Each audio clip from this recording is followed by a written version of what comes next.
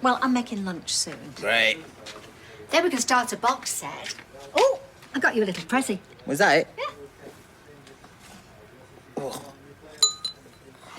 It's a servant bell.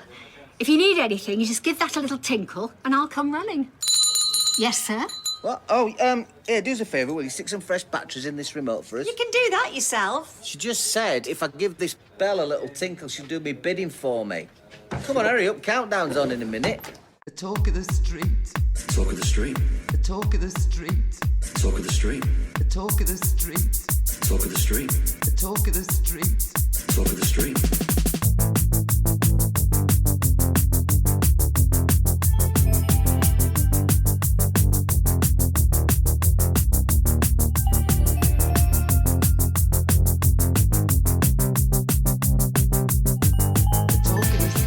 Hello and welcome to episode 182 of the Talk of the Street, an unofficial Coronation Street catch-up podcast that wonders how surprised James would be to learn that this week's events were the ones that convinced Craig he wasn't fit to be a police officer. I'm Gavin. And I want snow more. Snow more snow. Snow more snow. Snow fun.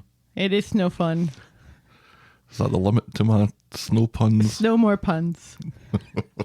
Oh, the atmosphere's getting a little bit frosty in here. What did we get? We got about a foot, I think. Yeah, I think we got a little overfoot. It was snowing again last night. I don't think it really added much to it, but still, it was just like, just stop. And it's funny because, you know, a lot of people, I think me included a little bit, were like complaining that we really hadn't had much snow this year. We hadn't had like a full winter, and it's really important to have a full winter to, you know, kill off all the insect life so that you're not finding a wasp inside the house in January, which I did. Mm-hmm. But now that it's here, I'm just like, oh, just stop. The kids are happy though. A bit of sledding action. Yes, quite a bit of sledding action. Like every day they prepare themselves for battle, essentially, just completely wrapping themselves up. These children that I've had such a hard time getting to even wear a coat for most of the winter are, you know, finding the best gloves, the best scarves. My gloves. That's what they're finding. My gloves. My gloves have disappeared.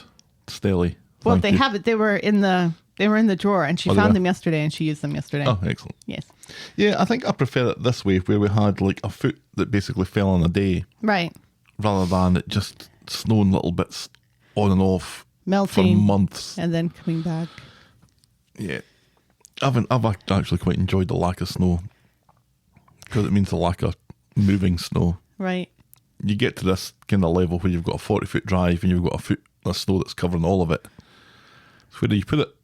You kind of, it's difficult to decide where to put it. To the sides. Yeah, and then you have like a nice big pile up there that children can tunnel through. But yeah, you do that once, but then when it falls again, you can't do that because you've built yourself a wall. Essentially, a bobsleigh track. Oh, how very topical, given that the Winter Olympics started yesterday. Yeah, I think they officially started yesterday. Mm-hmm. So, all good stuff. How are you otherwise? My brain does this thing where it likes to be completionist. Your brain, is it? I'm blaming my brain, yes. You know, I have one of those brains. So now that I'm on Letterboxd, I've been doing this thing where, you know... Oh, God. You're going back and watching movies that you've already watched. Well, a little bit, but what I've been doing is trying to watch all of the movies by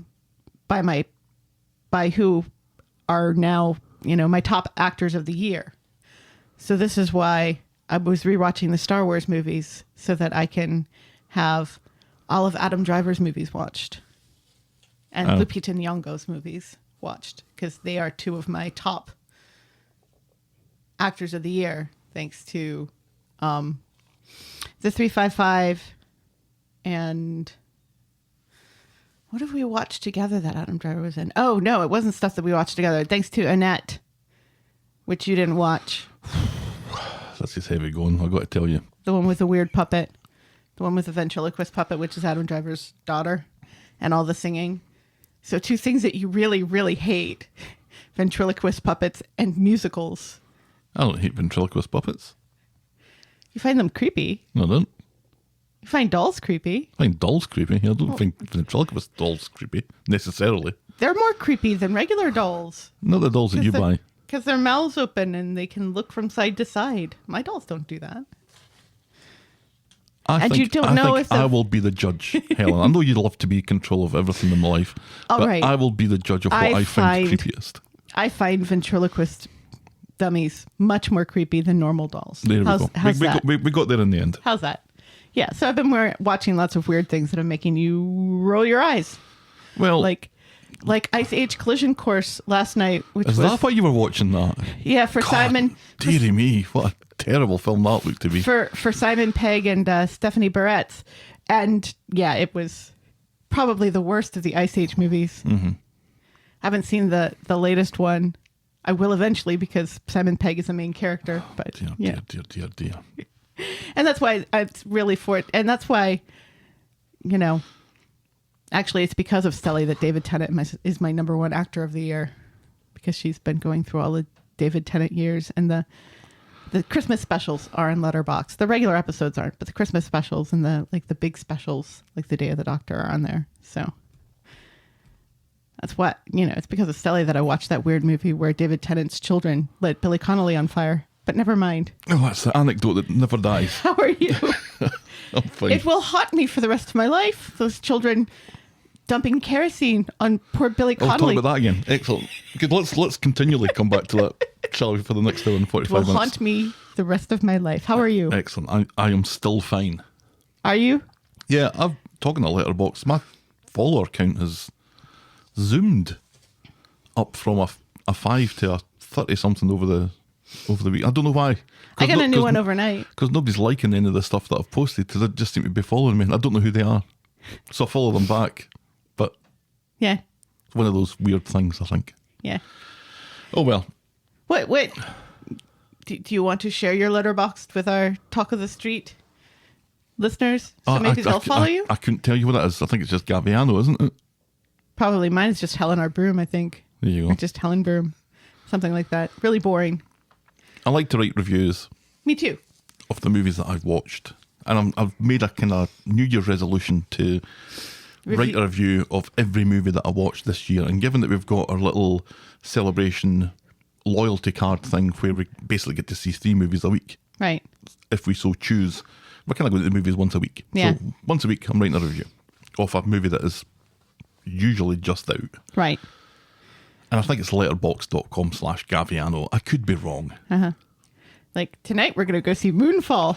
Yeah, that's going to be utter shit. The height of cinema. Right. But you know what? I love a good disaster movie. And at least it won't take itself too seriously. Let's hope not. Another disaster movie of something falling from the sky. Shall we preamble, my dear? Yes, please. Give us some of that disastrous Corrie news.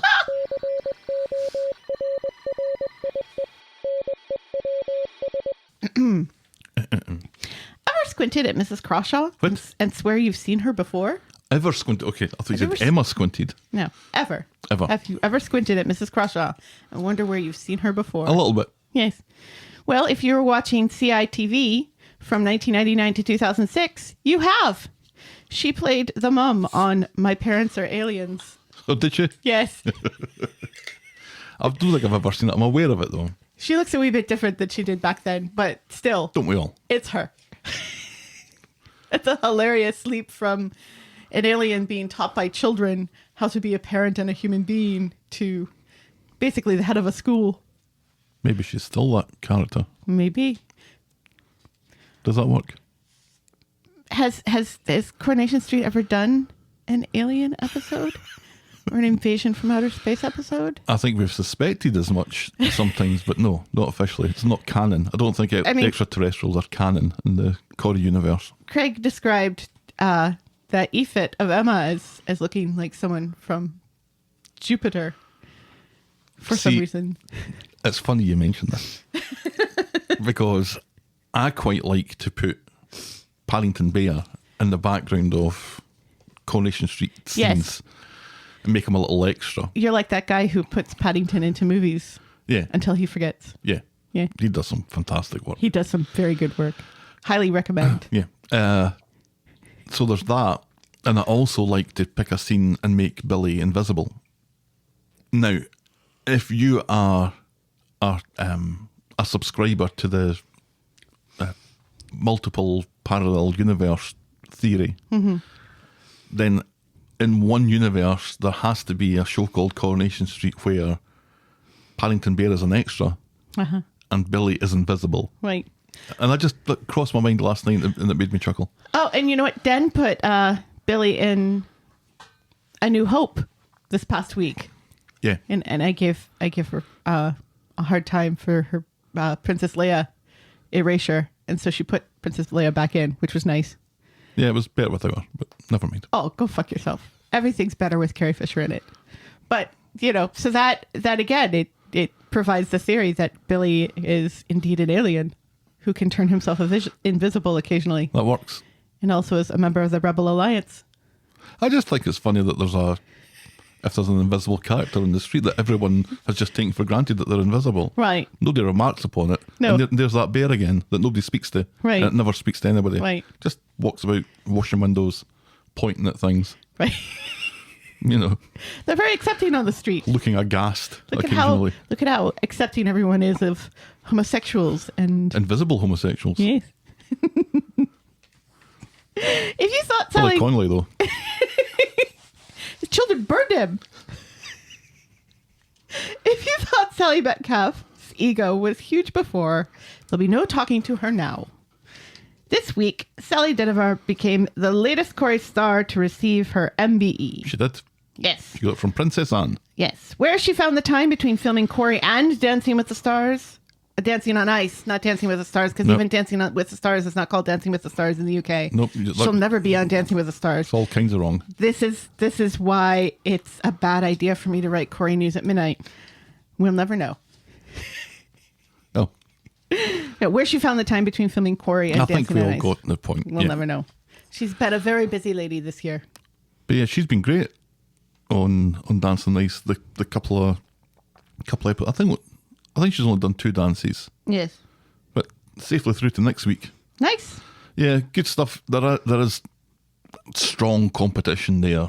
Again, you know, there are people who have more experience in dance, as I think I've ranted about already. But yeah, she's good. She's doing herself proud. And she looks like she's having an absolute blast, which is, you know, that's what it's all about. Yes. Absolutely. And finally, the fruit juice returns, my darling. Oh, actually fruit juice. Lamine Touré has revealed that he will be returning to Corrie as footballer Ashley Hardcastle in the future. He was on Insta wearing his ITV coat. Puffer jacket. In the Rovers. So who knows? He was wearing it in the Rovers, Oh, I think he was outside the Rovers. He was like right outside. because he'll never feel the benefit when he goes outside. No. Well, who knows? It may be quite frosty in there. They may keep it rather cool because the lights make everything hot. So you have to keep the temperature cool in the buildings. So when Reaching, I think. Anyway, he was in a puffer jacket. He was by the Rovers. He took a picture, announced he was coming back. For how long? Who knows? Yeah, I don't get the sense that this is a long-lasting character. I think No. this might be a version of Tommy O, where he just pops in and out Right. occasionally, just But not like that. to kind of support storylines rather than be a driving force of them. I kind of get that impression. I could be wrong, Yes. because we've got enough footballers on the street. One would argue we have too many footballers on the street. Right. It's kind of a shame, though, that it seems like Ashley Fruit Juice is getting more airtime than James. Yeah, But anyway. that is a shame. That's Corrie News. That's current news. And now we'll podcast for coffee. Is the ting back? Yay! Is it? I don't know. That's the question. Yay! The ting is Is back. I found Woot, the woot. ting version of it. Woot woot. We are so lucky to have such wonderful, generous listeners. Are we? Yep. Thank you to Anonymous for this week's coffee. And thank you to Mark from the Dales, who writes, "Thanks, guys. You cheer up my weekends, and I just love your podcast. Enjoy your well-earned coffees." Aw. And Mark from the Dales was rather generous So his coffees will be keeping us going for the next couple of weeks. Wow. Thank you very much indeed. Thank you very much. So very blessed. Indeed. What are you drinking your coffee out of this week, I my am darling? drinking my coffee out of my Silicon Valley Aviato mug, Yes. which has spent months at the back of the mug cupboard, which is now taken over several other rooms in the house. But I don't know what happened, but we finally managed to get to the back of the cupboard, and this one has been plucked from obscurity back into regular use now. I like this mug. Yes, it's a good one. Kaylin got it for you for Christmas a couple of years ago. Yeah, she had no idea what Silicon Valley was or is. But she knew you liked it. I think you might have had something to do with that. I think it was Facebook that had something to do with Was that. it? Yeah. And I am drinking out of my meh, I do Mug. like the meh mug. which my mother got me for Christmas. And I was confused because I was like, do I really say meh a lot? And everybody said, yes, you do. All the time. So thank you to Mark and Anonymous. We very much appreciate it. If you want to buy us next week's coffees, you can go to ko-fi.com. That's ko-fi.com/the talk of the street. And we'll be very appreciative. Yes, we will. And now let's move on to YouTubes.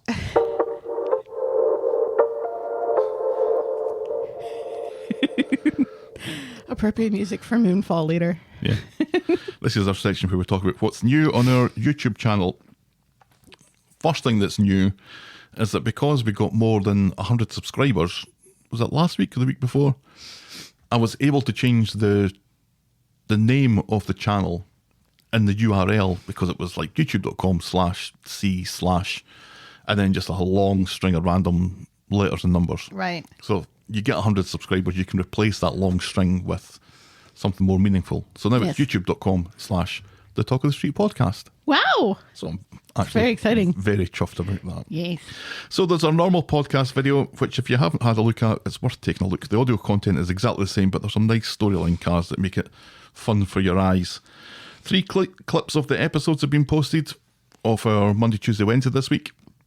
And then our superb clip that I posted was Sharon Doesn't Marry Ian. This are the scenes on the events leading up to Sharon Gaskell's proposed marriage to Ian Bentley.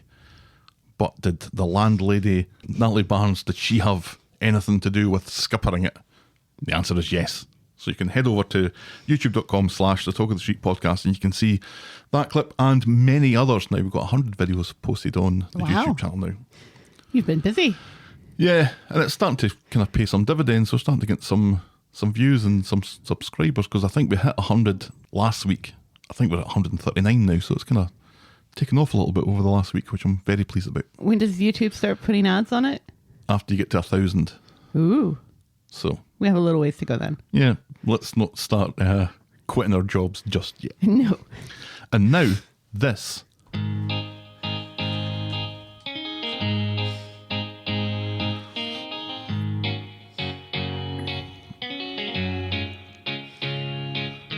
Welcome.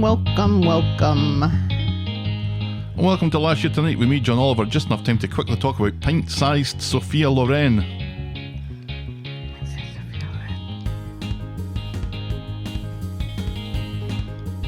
Is this Ruby?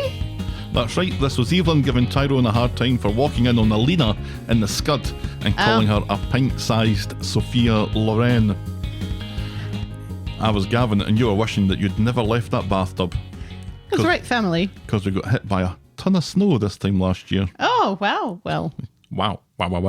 it's just history repeating. Absolutely. We discussed the point of you quarantining because you were quarantining still when I was still going out. The children in this house were beginning to sense that they were smelling enough to have a shower. Doesn't always happen. You completed Netflix. Tyrone is embarrassed when his Wait, I fancy... completed Netflix? Yeah, What you- does that even mean? You watched everything on Netflix. Oh. Tyrone is embarrassed when his fancy guest towels are shown to be bare enough to allow Alina to maintain her modesty. Nina's book of erotic Victorian etchings and ability to quote John O'Donoghue gets Asha all a tizzy. Third time was a charm for Todd as he instructs Will to take a sledgehammer to an innocent upright piano, the wanton destruction enough to send Summer throwing herself in front of a reasonably priced car. Peter and Carla are back together and celebrate by immediately being dishonest to each other. Gail's new interest in genealogy leads her to pick up the phone to ask her old dad what he can tell her about his side of the family. Debbie loses patience with the sale number 8 and puts it up for auction. Remember the auction for number 8? Ugh. Ugh. I remember that quite fondly because Gail won it. Yes. Andy has the bright idea of evaluating Evelyn's performance in the corner shop, but then has the much worse idea of telling her about it. Simon is single-handedly ridding the world of usable bicycles. Dev isn't sure if lesbians are still a thing. 2 characters called Ted are dead, and a good heart these days is hard to find. Our moment of the week was Asha telling Dev about her kiss with Nina, and our boring moment of the week was Jacob talking about his brother's bike. So what we have learned is that there is somebody writing for Coronation Street who has an ex named Ted. Or is it just that they keep on forgetting that they've already got a character called Ted? Because we've got an Ed as well. It's a wee bit different. Well, we've got an Ed, and we've got a Ted and a Teddy. It's like, in current circulation. It's like what does Russell T Davies have against angels? And what do the Coronation Street writers have against people named Ted? And that was Coronation Street and the Talk of the Street, this time last year. Yes. Shall we dive in, my dear? Yes, please. Now, you would think that because all the episodes were on Monday, Tuesday and Wednesday, I would choose Thursday and Friday to hone my notes, get all my pronouns right, maybe make sure that I don't call Faye Amy and vice versa. I did no such thing. What were you doing? What was I doing? I don't know. I had my feet up, smoking cigars, eating caviar. You weren't watching movies. No, Were you watching TV shows? Did you finish Station 11 yet? I haven't. I haven't even started it yet, so you're fine. Shall we dive in, my dear? Too busy watching Ice Age movies. Yes, please. Our first storyline this morning is Craig's rear end window. On Monday. Oh, Again, you've put this image of Coulson wearing Can we talk about his bottom a little bit more? with his bottom exposed. Thanks so much for that. Would you describe it as like a cherub? Yes. Yes. A little cherub bottom. The whole package is very cherubic. I didn't know what the adjective was. Thank you. You're welcome. On Monday at the Young Crew's flat, Faye is worried about her appeal, her legal appeal. Right. About turning Craig bent. Emma wants to send him a thank you card. In comes Craig, who announces that he's off to find out how the investigation is going. Faye is now worried that he doesn't love her anymore. Yeah, right. Do you deserve love, Faye? The answer is no. So Craig gets home and confirms that there's been no response to the e-fit. Funny that. He's withheld evidence and now he's crossed the line, betrayed his oath, sullied his integrity, forgotten all about that racist stuff. To his credit, he does remember it a little My later next on. sentence is, then he remembers the racist stuff. This is becoming the habit, he says. He mentions that the investigation is continuing, though. Ted's grandson has kicked up a fuss about them all being shite at their jobs, so they're going to search Ted's flat again. And then Faye says something kind of downplaying the whole racism thing. Did she? Yeah, she's kind of like, oh, it's not the same thing at all. It's like, no, that was actually kind of worse because James was completely innocent. Yeah, I can imagine her saying that. Big Stit's Faye's face seems to say, oh, what the fuck is it now, says Craig, who seems to be using having something on Faye to being a bit too cocky and domineering towards her all of a sudden.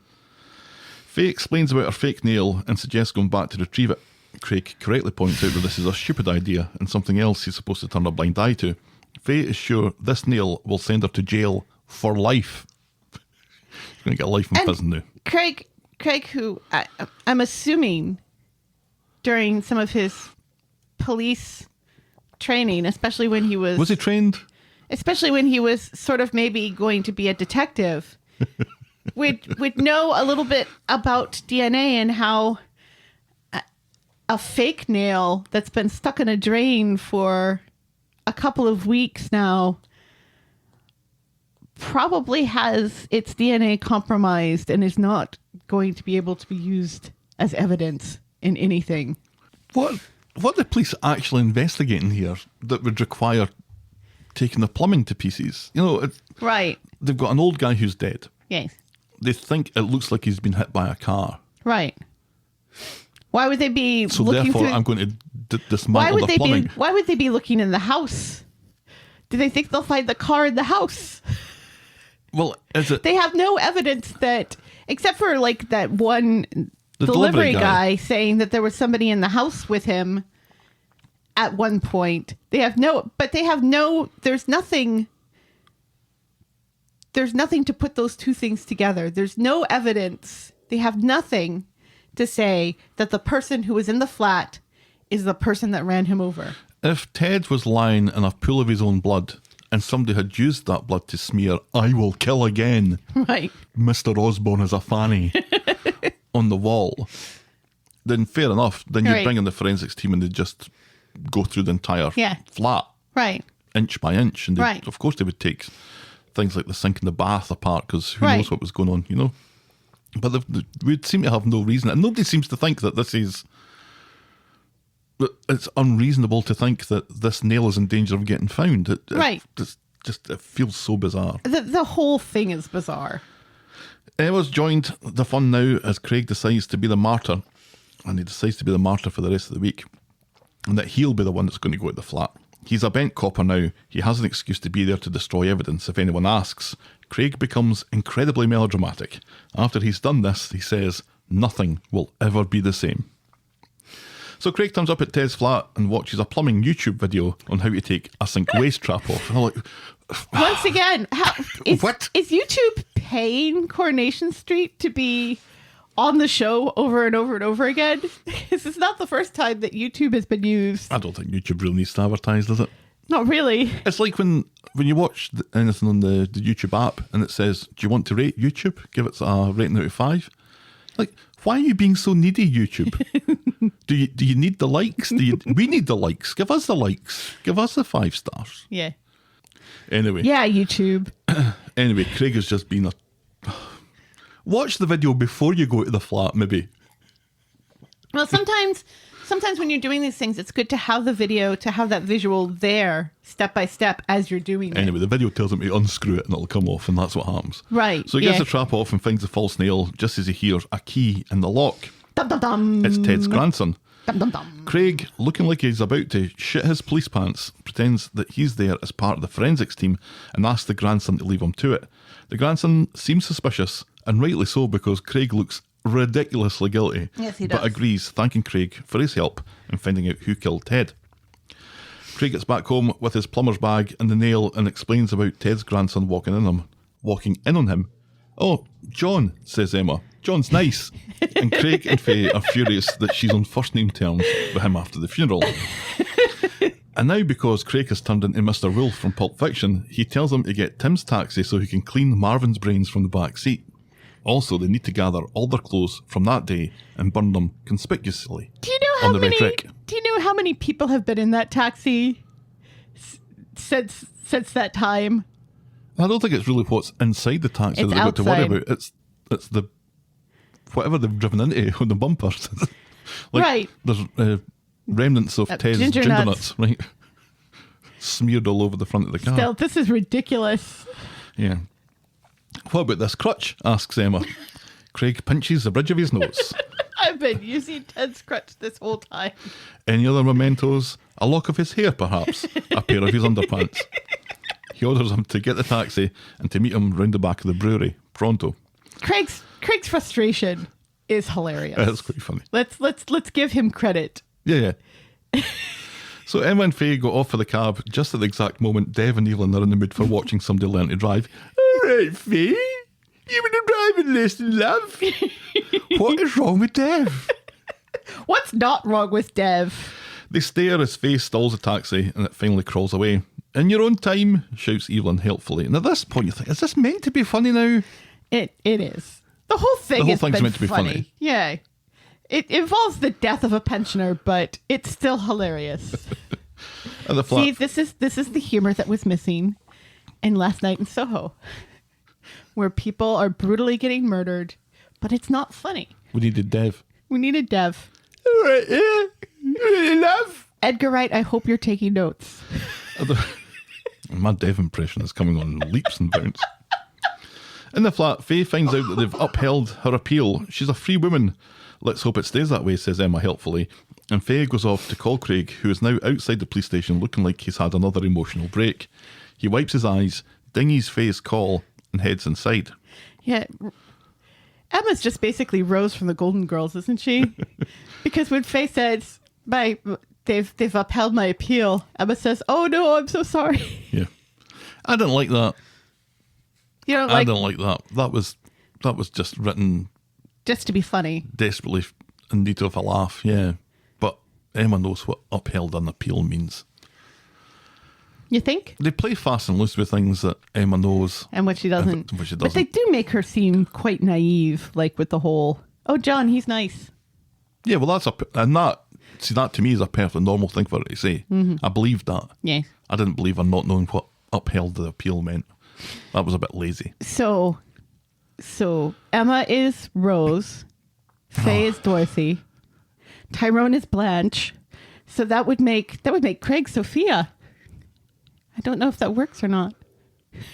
Your stomach agrees. It does. Craig gets home and is nonplussed by Faye's news. Emma thanks Craig for his efforts and heads off to bed. Craig heads off too. Faye wonders if Craig is okay, and he gets all emotional again as he announces that he's not a bank copper anymore and his job isn't on the line because he's handed in his notice. Dum dum dum. On Tuesday, at the young crew flat, Faye And Tyrone. feels awful for Craig. Emma knows that he might have been really shite at being a copper and quite racist when the chips were down, but he enjoyed himself. Faye remembers that he sacrificed the relationship when she was inside, and she makes it sound like that's a good thing. Then Martha Craig comes in. He's heard from the hospital who confirmed that the crutch was Ted's. Maybe I wouldn't have made such a bad detective after all, he says. Yeah, but only if you could have carried Roy around with you in your back pocket. Because it was Roy Who said, who told him to go and yeah. ask these people. Then Faye, who doesn't work at the factory, turns up at the factory to inquire about any jobs going for Craig. Faye does work at the factory. Does she? Yes.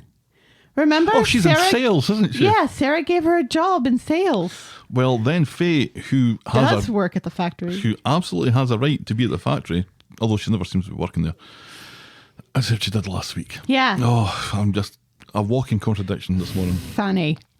My Craigie, says Beth, who for purposes of plot was under a table retrieving a pin. My Craigie's a policeman. Not anymore, says Faye. He fancies a change. So Beth blames Faye for this and stomps off to the former And how right she is. to speak to the former PC tinker. Craig's on his third pint in the pub when Beth comes in, blown up that he's quit the police. Technically he says he's on leave and he doesn't want to be a copper anymore. So there we go. He hasn't handed in his notice at all. He's on leave.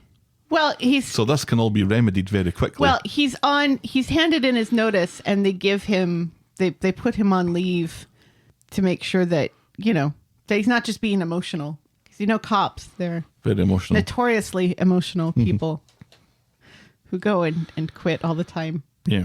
They slam their gun and the badge Throw on the desk and say, I'm done with this shit. throw their badge at the chief from Starsky and Hutch. Unless they're Danny Glover, and then they say, I'm too old for this shit. Mm-hmm. It's Danny Glover, right? Not Donald? No, Donald's his young one. Never mind. It's always good when you question your own joke immediately after saying it. It gives it that. It bullies it up, It gives it a certain presence. It means I'm human. So Beth doesn't believe that he'd just walk away from the job. She's determined to get to the bottom of this and again blames Faye. And how right she is. So later, Craig's had his 3 pints and he's ready to fight Emma. Faye apologises for telling Beth, who won't stop texting him about it. Don't worry though, your secret is safe. Faye decides that this is a good time to tell him about the packing job that's going at the factory. He has bigger aspirations than that, he scoffs, and Faye storms off. Yeah, it is a little insulting to say, hey, I'm sorry that I made you feel like you have to quit your professional job. Here's a job going as a packer. I'm trying to remember how Right. Faye felt when Tim got involved in her life and spoke to people trying to get her a job. I don't think she was that enamoured about the whole thing. No. And here she's doing the same for Craig. And How can I make this better? Oh, I'll get him a job working with Kirk. right, where he'd be working right next to Kirk and hearing all about Kirk's sexual exploits with his mother. Oh, Which is exactly what he says, which is hilarious because that's exactly what would happen. and we really haven't gotten a lot of hilarious Beth and Kirk sex jokes lately. It's all been Sally and Tim sex jokes. All right. So Craig gets home and apologises. According to Faye, he's drunk. Sure. Craig is finding it difficult to adjust to civilian life, but he's going for that factory job tomorrow after all. Oh, and the forensics thing has come back negative, so everyone is off the hook. And that's as far as we get with that this week. Civilian life. Yeah. You were still a civilian, Craig. Oh, dear. Craig with a bee in his bonnet about something that's just so frustrating. It's because they're trying to make out that it was like this bastion of moral standards and occupying the high ground and everything that he ever did as a policeman. When he was lucky to get a week without breaking protocols in one way or another. But I mean, as you pointed out, he arrested his own mother once. So in a skewed way, he does have this idealized idea of what being a police officer is. It's just that he's kind of rubbish at it. He's kind of rubbish at it. He's awful. On a daily basis. It doesn't seem, though, that he considers, like, breaking protocol by telling people, giving people information about active... He's an informer, yeah. Right. I don't think he sees Gets that. Gets kneecapped for things like that. You get kneecapped for that. Yeah. And then they lick your boom boom down. Right. I don't know what that means. But it never sounds heard awful. You've never heard the song Informer by Snow? Yes. I understand no lyric from it. Oh. So. It's a sex thing. Of course it is. I wonder, though, if they've missed a trick. Probably. If having Craig as a bent copper on the show and maybe try to give him a bit of menace, maybe? I know. I'm trying to be devil's advocate here. Let me remind you. Cherubic. Well, I don't think he would be bearing his bum cheeks as he's been corrupt. But the whole package is cherubic. I don't know. I think they could... He's got a very sweet, innocent face. Yeah, so this is the corruption of Craig Tinker. And those ears. Those ears could never be corrupt. They're a kind of beacon of corruption, because whenever he's lying, they tend to turn very red. Right, so you can feel the heat coming off them. Which is peak acting, because, technically as an actor, he's always lying. Right. And yet it's only when he's lying as the character that his ears turn red. Right. So Coulson Smith, the best actor on Coronation Street. Mm-hmm. But I don't know, it felt like after the racism thing and after all this destruction of evidence and covering up a crime, if this was a slippery slope that he started to go down, that maybe in a year's time he's killed somebody, maybe that would have been interesting. Just to get his hole. Just to get his hole. And when asked, why did you do it, Craig? Just trying to get me all. That's my Craig impression. It feels like... It feels like for this character, it would take more than this particular relationship to make him turn dirty. It's actually more believable, the whole racism thing, that, it's for the brotherhood of police officers that he kind of downplays and second guesses, because right. That's how an awful lot of the stuff happens. Is that, you weren't there and you don't know what's going through your mind, and you don't know, it's a life or death decision. What is in that person's pocket? Blah, blah, blah, blah, blah, blah, blah. Most of which is really bullshit, but it's believable.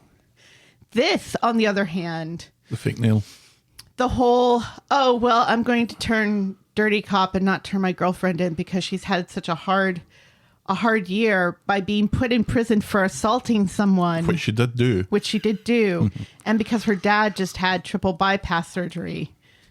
To be fair, she did assault somebody on the back of, and assault on herself. Yes. But still, the fact that she's like, I can't go back to prison. Like, again, like she's been there she was there for years and years and years and became hard. Right. Well, we forgot that she existed, remember? So she was there for a few months. Right. Yeah. And she does seem to have changed coming out of it. Was she really in there long enough to have changed that much, though? It feels like she has. I mean, I feel like if I went to jail, it would really change me. I think I'd be quite content. I'd be like, yes, please put me in solitary. I think I'd prefer solitary. With a stack of books. Don't you get books? 3 square meals. Yeah. There was part of me that worried that when John, Teddy's grandson, walked in, that Craig was going to eat the nail. Oh, it's bad enough all that brown water came out. Mm-hmm. bowl. Shall we move on? Yes, please. Okay. Our next storyline this morning is Tim's mum about the house. Yay!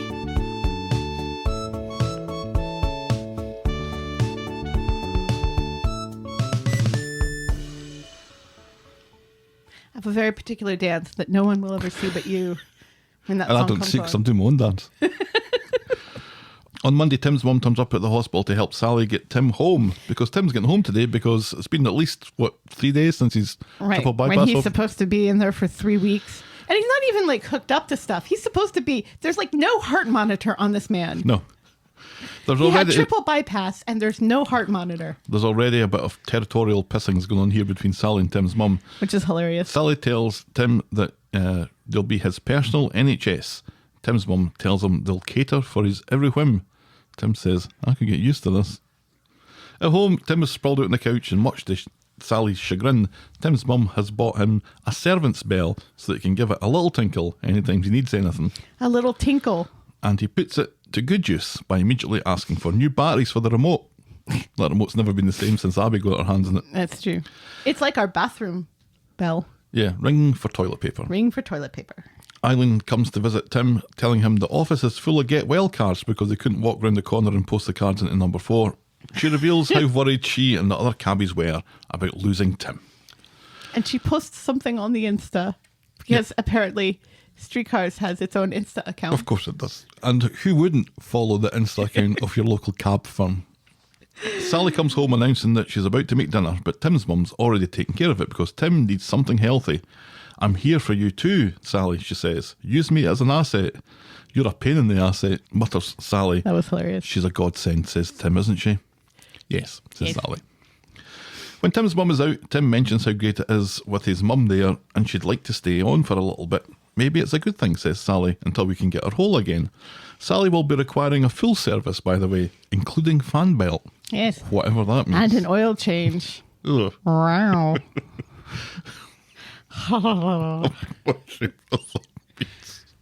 Later, when Tim's mum is out for the count in her chair, Sally, stop it. Sally and Tim try to sneak upstairs. I don't know whether No. were they sneaking upstairs for a quickie?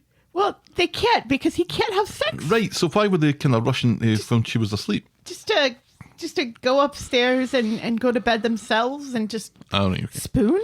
This wakes Tim's mum, who says she's made the spare room for Sally to make sure that they don't get their hole or touch each other's privates even. Tim Because covers they're his ears. teenagers. Tim covers his ears and Sally heads off to the spare room because the alternative would be kipping Bunking. down with Tim's mum. Yeah. And she ain't for that. Nope. That's all that happens there. Yes. A very quick one. Once again, Coronation Street doesn't seem to understand how major surgery works and the recovery period for it. Yeah, I think if I was Tim, I'd be really worried that my stitches were going to burst open. Right, Because yeah. that can't possibly have healed by now, can it? No.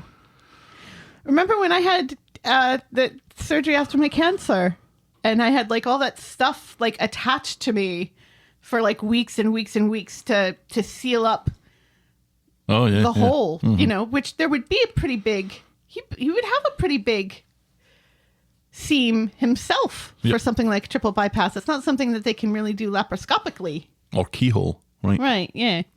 Oh, that's right. It's called keyhole in the UK. Yep. Adorably. Through the keyhole. You know, where I was so as someone who has had major surgery before, it's all a bit eye rolly to me. Yeah. It's like there are other storylines and there are other people on the street. We don't have to get Tim out of the hospital and back into a storyline this quickly. Or, you know, we can have the hilarious pissing match between Sally and Tim's mom while Tim is still in the hospital or believably up in his room.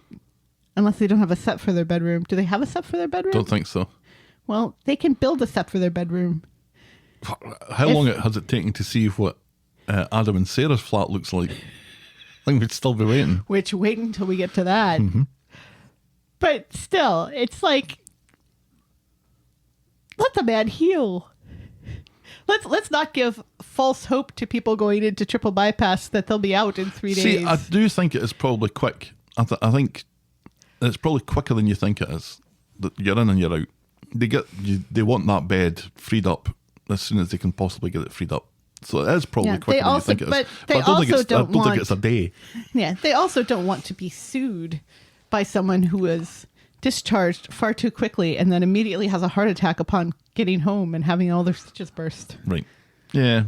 I know. I'm still thankful that Tim's mum's back in it. Yes, me too. And she's just kind of replaced herself from Yasmin's house into Sally's house. Right. And seems to be doing Basically kind of the same thing. thing, right? Yeah.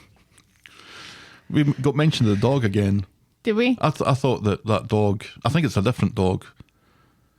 They seem to, you add character traits to people that just Right. end up being Yeah, it's a different dog that she's stones fostering now. round your neck.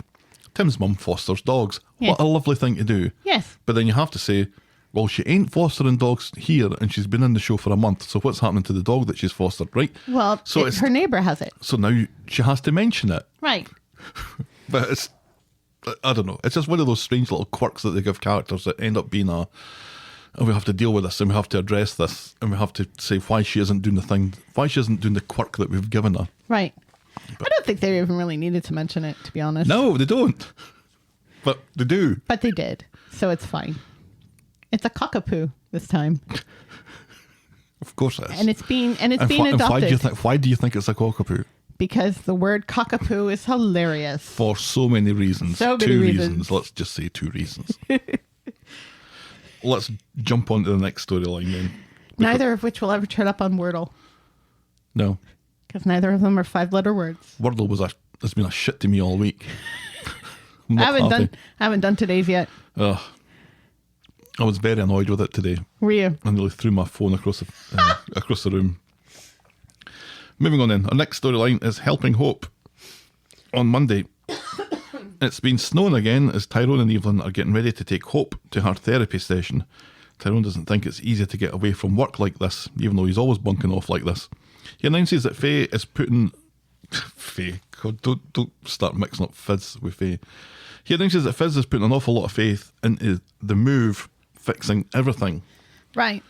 Moving house, moving in with Phil with 2 L's Right. is going to sort all of Hope's problems. Right, because it'll be a new school. A new start. People who don't know that she's, tried to burn her future stepmother. Right. Just like David Tennant's children. Billy Connolly's. I haven't seen this, so I can only get partly why you find this so funny. I find it horrifying. Right. Later, Fizz and Tyrone meet Evelyn in Nina's roles to go through the therapy session. Fizz thinks it went well, that the therapist thinks that Hope was just being naughty when she hatched a scheme to hide Joseph in the loft and pretended he'd gone missing. It was nothing too psychotic. Tyrone is uneasy about this, as is Evelyn. Right, she was doing it to help Joseph. She thought she was helping. Yeah. Which I can kind of believe that she thought she was helping. Because, Joseph is sad. Joseph wants to get away from his parents. Hope helps Joseph. She still doesn't seem, but that is negated by her complete lack of empathy for Bernie in lying about it. Yeah, that was skipped over. Yeah. Yeah. When she barefaced lied about it. Right. And did not seem at all bothered when other adults seemed to hint that this might send Bernie to prison. Yeah, because it was kind of set up, and I appreciate we were talking about last week, but it was kind of set up that by mentioning that Bernie could go to prison was going to be the catalyst for Hope telling the truth. But it wasn't. It wasn't. Because it was Joseph that told the truth. Yes. In the pub now with Fizz, Tyrone and Phil with 2 L's, Fizz is still singing the Hope is Fine tune, but Tyrone thinks something isn't right and they need to get more help for Hope. Fizz says Hope is fine and it's been ages since she's tried to set fire to anything. Or anyone. Phil with 2 L's, though, agrees with Tyrone. Fizz feels like she's the only one on Hope's side, but Tyrone, Evelyn and Phil with 2 L's insist that everyone here wants the best for Hope. Yeah, and Phil with I've heard that before. Phil with 2 L's makes an excellent point. It's like, it's not, kids with dyslexia used to be, or even like ADHD used to be labeled as dumb when they weren't dumb. They just Or slow. learn differently. Right. And see, Fizz just can't see the forest for the trees that no matter what, Hope is going to be labeled. It's just that you have a choice of what she's going to be labeled. Is she going to be labeled as a psychopath arsonist? Right. Or is she going to be labeled as having something with a medical name to it that's less terrifying to the general public than Less of a stigma attached to it, psychopath yeah. arsonist? On Tuesday, Gemma goes into Dev's and is not happy with him. He thinks he was in the right about Bernie, but Gemma points out that Bernie has been proved innocent. It had nothing to do with Joseph's disappearance, and maybe she did have something to do with taking half the money, but let's skip over that. And she gives Dev a piece of her mind about some of the language he used against someone who was supposed to be his partner. Right. Because he called her a disgrace. Do it, Gemma. Right? Yeah, she belongs in the gutter. Right. He was really horrible. He was the worst out of everybody. This gives Dev some thinking to do. Yes. Bernie comes in to see Dev. He has flowers and begs for her forgiveness. And chocolate. Gemma told me I was wrong, he says. I told you were wrong, says Bernie. Oh, that was a good line. That was a good line. She says that she was genuinely hurt by what he said. Dev wants to draw a line under it. Bernie tells him to stick his flowers up his arse. Right. Up his arse. Haven't done that in a while. No, we haven't. And that's as far as we get with that. Yeah. Another wee shorty. Yeah. To Dev's credit, you know, the fact that he is admitting that he was wrong. As soon as he's admitting it, which is pretty soon. Yeah. I mean, Bernie is right. She did tell him he was wrong too, and he didn't believe her, but he believed Gemma, you know. And even when he said, well, she did take the money and part of it was mine. Yeah, not the biggest part though, Dev, so shut up. And let's be honest, you would have been spending like $3,000 within this year in a relationship with Bernie anyway. He wasn't supposed to have any money. Yeah. Remember, he was skint and he couldn't afford to. Couldn't send Addie to university. Right. Or Or on a course or whatever it was. Yeah. Couldn't send Addie on this course because he has to spend so much money keeping Asha's porn off the internet. But anyway. Shouldn't be laughing at that. No. No, we're laughing at Dev. Yeah. I could see his point somewhat last week. Yeah, but not to the point of you belong in the gutter. No, his language was appalling. Yeah. And also, she didn't spend any of that money on herself. She spent it on her family who are skint because Dev pays poverty wages. And also he chose to demean her and shout at her and In public. degrade her publicly in front of people, right? Yeah. Which arguably was worse. You know, you have this conversation privately and I think you maybe get to a resolution a little bit quicker, but the fact that there's other people there, it just stokes the flames of it. Shouting in the streets. Yeah. It wasn't a great look, and it doesn't suit Dev, but it's not the first time he's done it. Well, as Script Scene pointed out, Dev is a Slytherin, so Sure. so of course he's going to be quick to judgment and be rash and try to protect his pride. I think she's wrong about Addie. I don't think Addie's Slytherin. I think he's Hufflepuff, but never mind. I think Addie is a Hufflepuff in a house of Slytherins. You think Ash is a Slytherin? Yes. No, she's too compassionate to be a Slytherin. She's compassionate for her own ends, though. She's not compassionate to be compassionate. She's compassionate because she wants to get her whole. Well, is anybody ever compassionate altruistically? Yes. Who? Me? I've been compassionate just to be compassionate. And so have you. Yeah, but I don't know. Although you are a Slytherin. You've admitted it yourself. Yeah, I'm definitely Slytherin. Yeah. You and Stelly. The boys are both Hufflepuff. And I'm Ravenclaw. You're so not Ravenclaw. I am so Ravenclaw. Oh, yeah, and you're blonde as well. Shall we move on then? You also don't know what brown is. My hair's not brown. Next storyline. Your hair's non-existent, so I don't think that you're a good judge. Am I arguing? I've got eyes. You don't need to have hair to be able to decide what colour hair is. Our next storyline this morning is, this is a difficult one. Ninanxiety Ashack.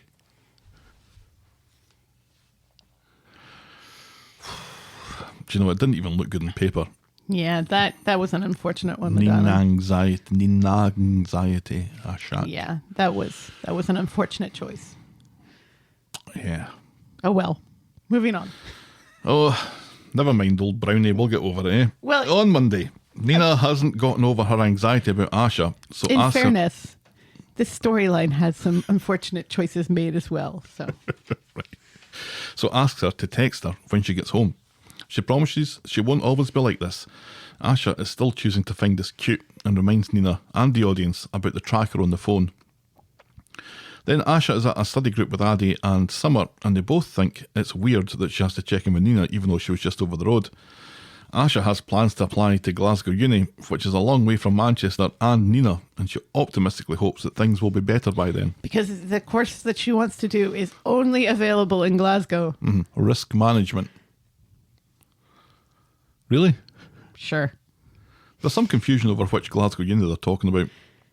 And this becomes even more when Asha and Dev are in Nina's Rolls chatting about her coveted place at Glasgow Uni, or Glasgow Caledonian, as Dev calls it, which are two very different universities. Asha says that she's starting to think Glasgow is too far away, and Roy overhears this with some interest. Sam and Roy are playing chess again at Nina's Rolls. Roy tells Sam about a strategy of playing with the sun shining in your opponent's eyes. Wouldn't work in Manchester, says Sam, who's talking again. Right. Well, who is selectively talking again? Yeah, just doesn't talk to Nick. Can't And blame him. doesn't always talk to Roy, because afterwards, Right. when Roy beats him, he stops talking to him again. Yeah, rushes off again, upset. Leaves Roy's Roy hand hanging, yeah. hanging there, which isn't the greatest look for Sam. On her way out later, Nina runs by Roy, who asks her if her reluctance to go to Glasgow has anything to do with Nina. She needs me, says Asha. Talk to her, says Roy. You might be surprised. Boo! On Tuesday, Dev has got Asha a prospectus for Glasgow Uni, but it's not Glasgow Uni, it's Glasgow Caledonian. Right. It She's came in the upset. mail. She's upset and feels like he's pressuring her into going to the uni she said was her first choice. Right. And is the only one that has the course that she wants to take. A passing Scotsman wanders by and sings the praises of Glasgow to her. Asha, who has never spoken to Adam in her life, I don't think, thanks him very much. And he's not wrong. I do like Glasgow. Glasgow's great. I had the best ramen of my life in Glasgow. He went to Edinburgh though, Yeah, but so he's Lydia says, he's been to Glasgow though. yeah, It's not like he it's sounds not, more Glasgow than Edinburgh. it's not like you can't drive or take the train from Glasgow to Edinburgh whenever you want. Thanks for explaining Scotland to me. Helen-splaining again. Asha's in Nina's Rolls reading over our Glasgow Callie book, which she hides as Nina appears. Nina is on top of the world because she's ready to go back to college herself, and she credits all of this on Asha and her love and her patience. And her Billie Eilish hairdo. Everything is getting back to normal, she says, and then she sees the prospectus in Asha's bag, and she pretends not to for a second. And then Asha brings the subject up of attending an open day tomorrow in Glasgow and how she was worried how Nina would take it. Nina shrugs it off. It's only a day. And then it's 18 months before you have to think about uni. And she's got college and all that going on now anyway. But as soon as she's out of Asha's eye line, we see how she really feels, which is unhappy Helen. Nina and Asha head into Dev's. Asha explains that she's going to Glasgow tomorrow after all, but she wants to go on her own. And this sets alarm bells ringing for Asha. Right, yeah. For Nina. Right. Dev remembers that Nita lives in Glasgow now, and Nina looks upset that Dev will not be going with Asha. Yeah, but her Aunt Nita's there, so it's fine. Right. In Nina's Rolls, Nina asks Roy about the safety of trains, and without thinking about it, Roy gives Nina 100 different ways in which a train can be involved in a horrendous accident. So Nina FaceTimes Asha and listens to her journey plans. Asha asks if Nina wants to come with, but she has a meeting at her college with her tutor and needs to work. Roy realises now why Nina was asking about trains and now calls it the safest mode of transport in the UK, and maybe she should speak to a professional about her anxieties. Nina insists that she's fine, but then when Roy's back is turned, she immediately starts voggling train crashes. Yes. Thanks, Nina. On Wednesday, Asha pops into Nina's Rolls and chats to Nina about how excited she is about her trip to Glasgow today, and rather pointedly she mentions how she's checked her e-ticket on her phone a dozen times, and then she leaves that phone on a table and nips off for a shite, allowing Nina to pocket the phone down her pinny. Post-shite, Asha is about to leave when she realises that she can't find her phone. Nina, the world's worst thief, reveals that she pocketed it. You can't go, says Nina. You must stay with me forever. We float down here, Asha. We float. We all float down here. Asha is remarkably patient as she deals with Nina's neuroses, but if she doesn't go now, she's going to be late. Nina still has her phone, so Asha threatens to leave without it. Think about how much worse this will be if I'm in a strange city on my own Without no my phone. So Nina gives her it back, but then locks her in Nina's rolls. Which is hilarious when you think about it. When you think about how many decades and centuries we went going places without a phone in our pocket. Yeah. I remember driving from Newark Airport to a hotel in Newport, Rhode Island without a map. Yeah. I used to drive from Virginia to Connecticut twice a year. How did people without a find it? map. How did we find anything? Right. It feels like it's a one thing that we could never live without now. Yeah. Having a map and having a wee woman telling you Which way to which go. way to go. It's weird, isn't it? And this is the funny thing. I was talking about this last week in the car with the kids, how my Aunt Mary used to come visit on a Monday and a Thursday. Uh-huh. And my mum would give her a ride back home to Hall Glen. Right. And I'd go with, because Why not? why not, right? And my mum would try to go home and not have to stop at a red light on any of the numerous traffic lights that were on the route. And she called it doing a night rider. I don't Right. know why, because night rider wasn't famous for avoiding red lights, right? But that's what we called it. If we can do a night rider. I mean, we'd come close a few times to doing a night rider. Right. And we did it, I think, at least once. Uh-huh. And it was the best feeling ever. And my mum would like slow down at a red light Right. if the road was quiet enough, waiting for it to turn green. So I have this route in my head that we took that I looked on Google Maps through. This is what I was doing instead of improving my notes. Right. Going through Google Maps and following that route. Uh-huh. And then I wondered if it was the best way. And it isn't. No. It isn't even the third best way. It's like just a really bad way to go to Hall Glen from Cairn Shore. But if you don't know and you don't have Google Maps telling you that this Right. isn't the best way, why would you know? You just get there. Yeah. But it used to take us like 15, 20 minutes, and apparently you can do it in 10. Yeah. So, anyway. Yeah, my dad used to do this thing when we were all in the car, and he'd be like, if we were going someplace that we would go to a lot, he would get to a point where he's like, let's try a different way home. Mm-hmm. And it would be, so he would take a road that would be going in the general right direction, Right. And we would get home eventually. But sometimes we would get fabulously lost, and sometimes we would discover things on the way that we didn't know existed. So it could be quite fun and quite an adventure. But we would do that without Google Maps, Right. It's all about filling in the blanks in your own map in your head. or even I really like MapQuest. Remember MapQuest? it. Yeah, it was awful. It was awful, but still, the fact that we've gotten to a point where we even think it's ridiculous to go to a website and plug in where we want to go and print out the directions. Your mum drives here without directions. I think she has a map in her car. Yeah. I She's mean, old school though. in fairness, it's like 2 highways. Yeah, it's not. It's not hard. You're on I-80 for like This is America. 8 hours. You can get anywhere by just jumping on a highway. Nina's now worried that she's about to be dumped. Asha says it's just anxiety talking as Nina explains why going to Glasgow will kill her. So Asha says that she'll stay, she won't go to Glasgow, and she comforts Nina. So Nina's plans is scuppered when Roy turns up, expecting to be able to get in. Right? So Nina panics and runs away to her room, leaving Asha to open the door and explain there's been an incident, and we see how much this has actually affected her because she looks really upset now. Yes. Asha and Roy seem to be on the same page. Treating Nina's behaviour as normal doesn't seem to be working, but Asha is insistent that she can't go to Glasgow. Roy doesn't think that's a healthy decision either. No. It's professional help that's needed. Yes. And later, after Asha has left, Nina comes downstairs and sits with Roy. She explains how she's worried that she's losing her mind, and he apologises for not taking care of this sooner and for disappearing to fucking Peru.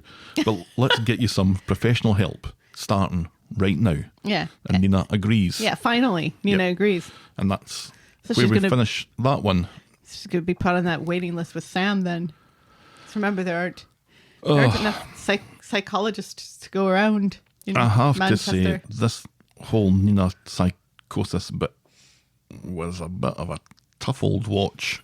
It was because it's not It's not the Nina we know. No.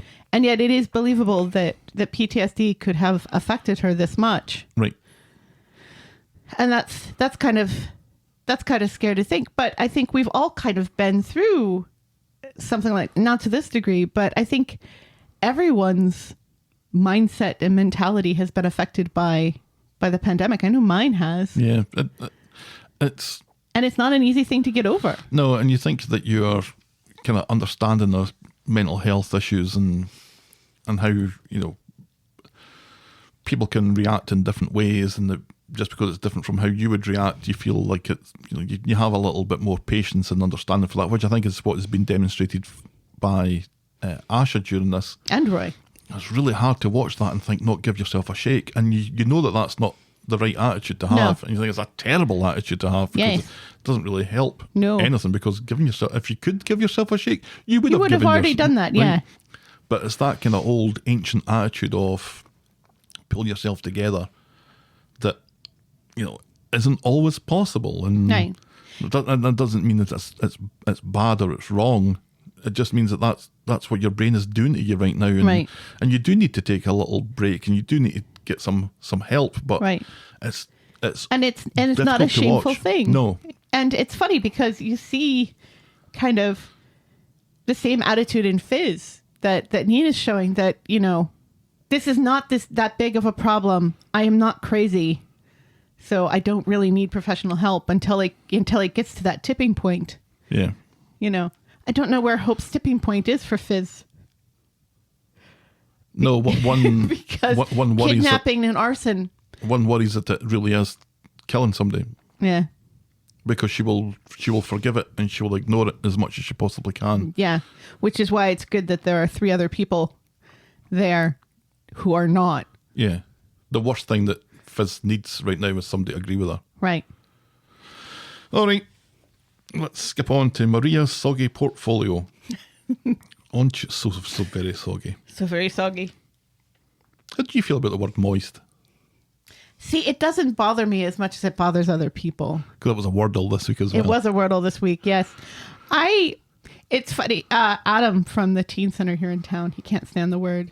And so, of course, Stelly and the other teenagers and preteens say it to him all the time.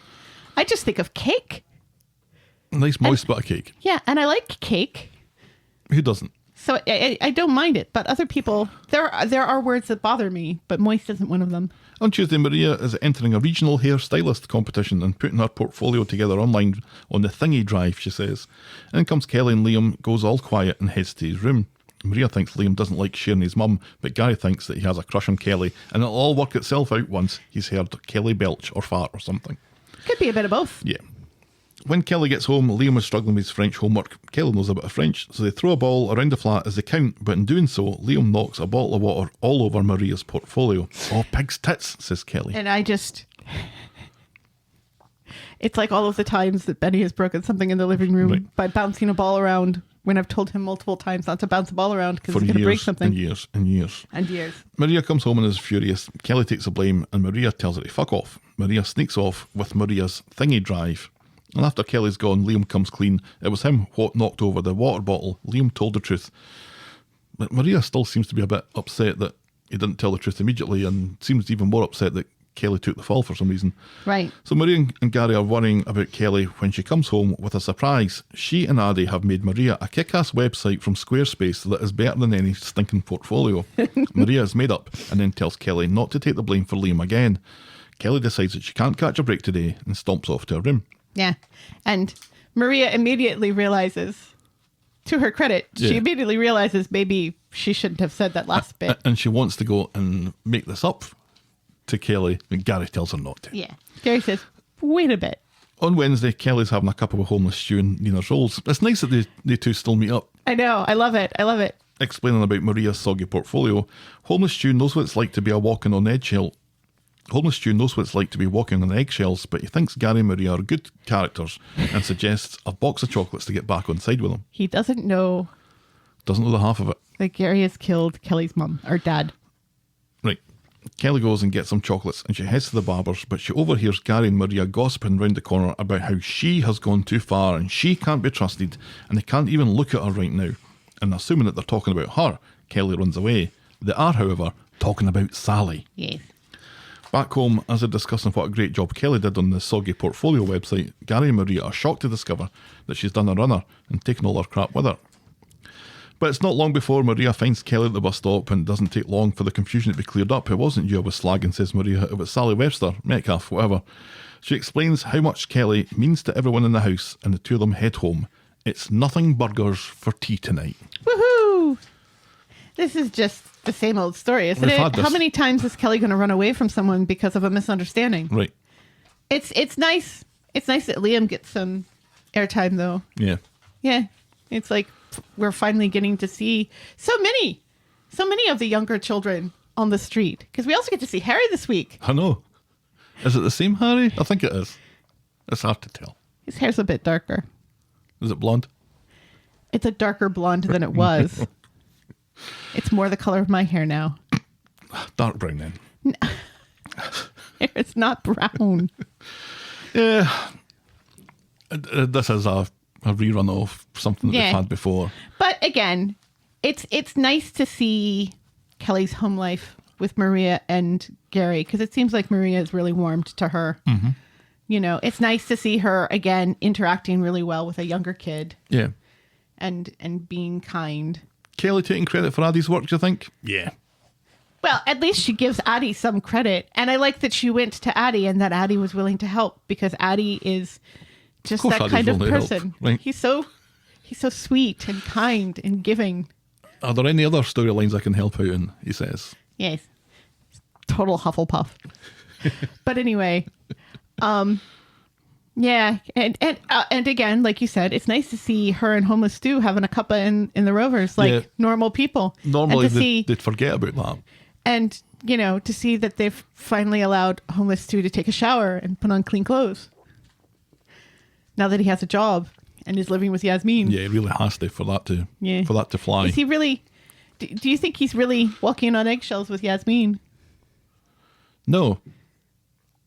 Really? Well- after you know, he Well, if says he something is- about vacuuming and she totally freaks out. Well, that's not really walking on eggshells. Well, he may be walking on eggshells now because of that That's incident. Yasmin overreacting. Well, I think I think there's definitely a little bit of spark going on there. Yes.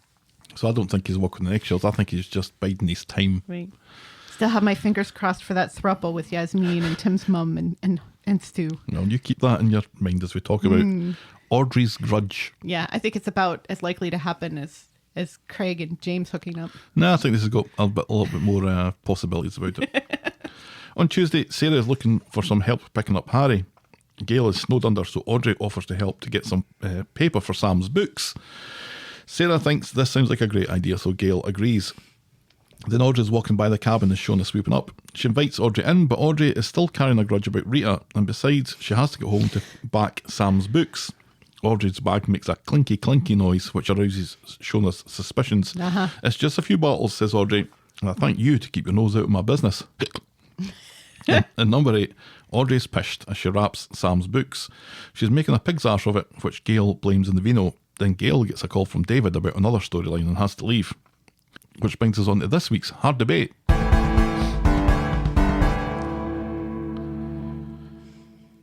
Audrey gets pissed and wraps Sam's books in fancy paper, but what were your school books wrapped in?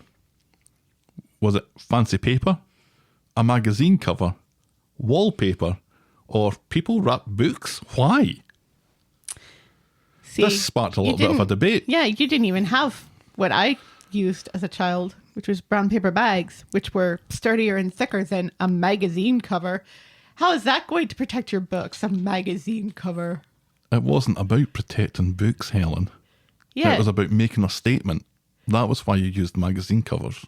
right. But the whole point of wrapping a book is to protect the books so that No, children, no. years and years. That's your point. That was the school's point. That's why Right. the school required it. And you could draw on brown paper. You can still make a statement with it. I did that quite a lot. I used Kerrangs. I used a cover of Kerrangs to cover some of my books. Huh. And I had used, one of the ones that came up in the comments was Butcher's brown paper. I'd used brown paper as well, what my mum did. Right, which But is the like favourite- the brown paper bag. The favourite was wallpaper. Anyway, the voting was this. Fancy paper, 7.7%. Magazine cover, 12.5%. People wrap books why? 15.4%. But the winner with a whopping 64.4% was wallpaper. Yeah, they don't really wrap books anymore. Any roll ends wallpaper would be perfect for wrapping up a school book. I don't think any of my kids have been required to wrap their school books. I haven't seen it, no. No. It's not a thing anymore because they recognize the fact that a lot of those facts are going to be out of date, so they don't really need to preserve those books quite as much. And all this stuff's online as well. Right, yeah. So Sarah goes to number 8 to pick up Lily for the night, and Audrey takes offence that Shona must think that she's pished and incapable, so Audrey sets out to prove them all wrong by heading off to the pub. On Wednesday at number 8, Audrey is still sore about not being trusted to wipe her own arse these days. She points out that she'd have less drinking time if people let her do stuff. So Rita's chattering with Shona. I wouldn't be an alcoholic if you people would give me something to do. Right. Rita's chatting with Shona outside the cabin. Shona points out there's a Barbra Streisand karaoke tonight, and maybe Rita would be interested, and maybe she could get her hair done by Audrey ahead of it. Rita sees what's happening, but goes along with it. And Shona sings a song that's not by Barbra Streisand, Right. and doesn't seem to know who Barbra Streisand is. Right. Rita goes to see Audrey, who's already on the sauce. Well, Shona had that stomach injury, remember? Right, it affected her brain. Rita says Audrey's bouncy blow is the best of her, and she fancies a natter, and the two of them make up. So Shona comes home to see the two of them together and calls herself peacemaker extraordinaire, and this does not go down well with Audrey, who accuses them both of patronising her. Sorry to interrupt you getting pished, says Rita as she leaves. Drink yourself stupid, says Shona, and she leaves too. Audrey does as she's told, but she looks a little bit sad about it. Yeah, she takes Rita's glass and pours it into her own glass, which is hilarious, but also sad. Yeah, and she kind of looks sad as she's doing it. And that's as far as we get with that this week. I'm glad that they're finally acknowledging that Audrey's drinking is a problem. Yeah, it's not. It's always been funny, and it's always been used as a kind of comedic part of storylines, and it's kind of not funny anymore. It's The clinky in the bags was quite funny, right. but yeah, it's kind of it's turning into a bit of a problem, and she really needs to be. It really needs, maybe does she need to be? I mean, if she's comfortable with it, she's not doing anybody any harm. She's doing herself harm. Yeah, she's drinking herself into an early grave, and she is early grave. Yes, an earlier grave. How's that? I don't know. And also, it is because it's affecting her relationships with her family and her friends. Well, that's true. It is becoming the most important thing in her life. Right. Which is, that's not great. No. And it's also covering up an underlying depression about getting older and feeling useless. Right. Yeah, I'm glad that they've kind of addressed this, and it's not just this kind of comedic point where, Audrey's pished again. Audrey's pished again. Right. You know, it is coming towards something that one would hope is going to have some kind of resolution at some point. Yes. So she's not made up with Rita then? Or has she? Does that still count? She has, and now she hasn't. Right. I'm just sad that we didn't get to see Claudia. Yeah, because that was Rita's first choice, wasn't it? Right, yeah. Because she's still sore with Audrey. Audrey's sore that Rita or that Norris fancied Rita. Was that what it was? No, I think she's mad because from Claudia does, because she has a standing thing with Claudia to do her hair. And Rita rightly points out, well, the last time you did my hair, you cut my ear. I wouldn't go back to somebody who cut my ear, even if they were a friend. Our final storyline this morning is Mad Max 2 Beyond the DanielDome. On Monday, Max is getting ready for school and has no intention of going to the consent workshop until David insists that he does, and that it's important for him to get all the information he can get his hands on. Max concedes that David's point has been made, and he agrees to go. And it turns out that it's Daniel who's doing the workshop. Why? I know. Why is this happening? Why not have a female teacher teach this? Here's this, right. Or, a professional counselor who does this sort of thing, who is educated in this sort of thing, and who doesn't need to rely on going to a barmaid to learn about this and put it on Instagram. This is just... But it's so like this school system, isn't it? To agree, okay, yes, we'll get some consent workshops in, but we're not paying for it. We're just going to make our teachers that we're already paying do it during classes. And even though they're agreeing that Daniel didn't do anything wrong with Summer, yeah. he didn't do everything right either. Right. So we're going to get that guy. Right. The guy who was accused of having an improper, even if he was found not guilty, he was still accused. Yeah, let's not shine any light on that and just get somebody else to do it. Right, yeah. No Let's make offense to him you, do Daniel. it. Yeah. It's. So anyway, and I Nina's Rose, texted you about this. That's how upset I was about this. in Nina's Rose, Lydia is pushing the work of Mary Wollstonecraft. Daniel doesn't think it's relevant, and Daisy, who's also there, agrees. When Lydia goes off, Daisy decides to push a more Me Too message, which has something to do with the current climate, at least. Right, but Lydia makes a fair point that knowing the history of this and recognizing that this goes Right. back, Yeah. centuries Yeah. is important. And also, Mary Wollstonecraft was a badass. 3 kids turn up for Daniel's seminar on consent, one of them being Max. Let's get started, says Daniel, writing consent on a flip chart. Right, Good wasn't start. this supposed to be mandatory? Why are they just allowing kids to float in if they feel like it Right. when it was supposed to be mandatory? Daniel writes consent on a flip chart. Any questions? After the seminar is over, Daniel congratulates Max. Yes, says Max, I had a personal stake in it. Because of David, says Daniel. No, because people thought I was a pervert last week, says Max. The fuck has David got to do with anything? Daniel pretends that he has to go home immediately to sign for a partial, and he heads for the door. And he makes some excuse about, oh, well, because you guys haven't been getting along well lately and stuff.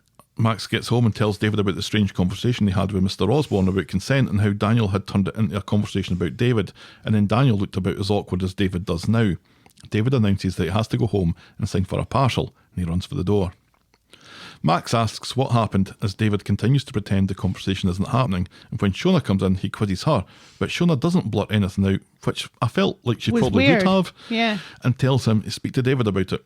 Frustrated, Max stomps out. Shona tells David that he needs to talk to Max about this. David knows, but is worried that Max would think less of him. No son needs to look at his dad and see a victim. Shona insists that he's strong and it's best Max finds out sooner from him. Right. So Max comes home, and so David explains what happened to him, how he was out with Josh, who he thought of as a friend. They got drunk, went home, and Josh raped him. And he felt so much shame. If it wasn't for Shona, he'd probably have taken his own life. It obviously causes David pain to tell his story, and it pains Max to hear it. Are you okay, Dad? Asks Max. No, says David. It's me, but I'm fine. And the two of them smile, ignoring the fact that they're both crying. Uh-huh. David goes to see Daniel to confront him about blabbing to Max. Daniel apologises, but thinks this might help them mend their relationship. And also rightly says, I had no idea he didn't know. Because you would think Max, because that was kind of my reaction. All of this stuff leading up to it, I was kind of getting upset at Max saying, come on, your dad was raped and you're acting like this? Oh, really? Oh, no. Because knew I'd that. assumed that he knew, because he's old enough to have known, and he was old enough to have recognized that something really bad was going on during that whole thing. David points out how difficult it is to tell your teenage son that you've been raped and then leaves before he does something that he'll regret. On Tuesday, Max and David are up at the crack of Gale. They have a very mature conversation about the rape stuff, what that means to the both of them. David, who hadn't said it was Josh previously, confirms now that it was, and he's glad Max now knows. Max is glad too, but then ominously says that he wishes David could have told him in his own time. At school, Daniel apologises to Max for yesterday's misunderstanding. Max accepts the apology, but doesn't sound like he has at all. Great, says Daniel. Later, Daniel is telling Lydia how great a job he's doing with Max, so they head to the Rovers for a drink to celebrate. Daniel taking a moment to say aloud that Dev is at the flat at the minute, fixing his leaky tap. Skulking at the end of the street, Max is dressed like an unhappy burglar, staring at the spot Daniel used to be standing on.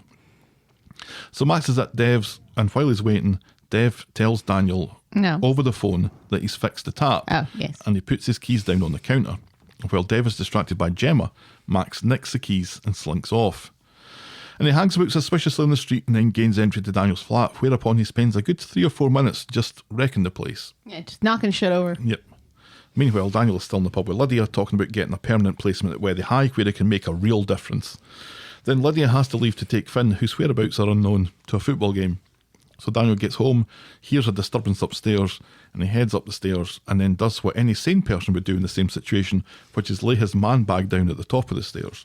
He sees all the destruction in his flat, and then he sees the intruder. Max, he says. Daniel says, did this make you feel better?